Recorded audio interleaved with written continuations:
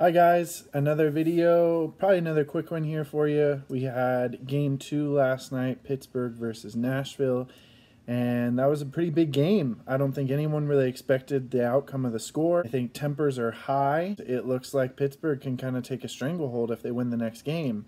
But if you ask PK Subban, he's going to say that they are going to win the next game, which I think is a pretty bold statement.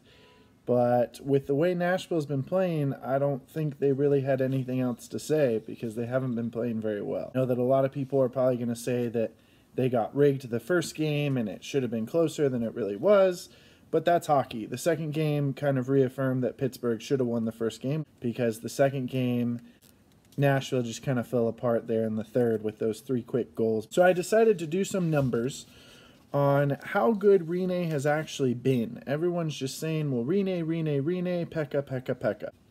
In the Chicago series, which they swept Chicago, he had a .976 save percentage. In the St. Louis series, round 2, he had a .932 save percentage.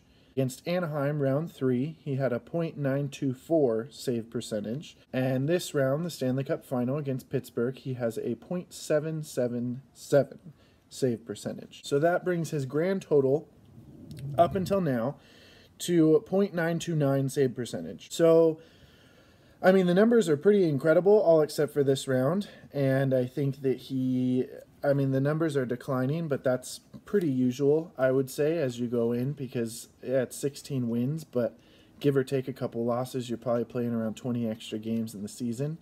And these games probably feel like double games compared to the regular season. So I pulled up some other numbers. Matt Murray's save percentage with the Stanley Cup win last year was .923. Corey Crawford's for both of the Chicago Blackhawks wins, one of them in 2015 and the other one in 2013. So 2013 he had .932 and 2015 he had .924. So Rinne is right up there with them. He has the save percentage to win. That's if he can keep it up. It really all depends on Rinne because the offense isn't really doing it for Nashville. Everyone has been talking all about the offense and depth scoring. That's my one complaint with depth scoring is you never really know when it's going to turn off.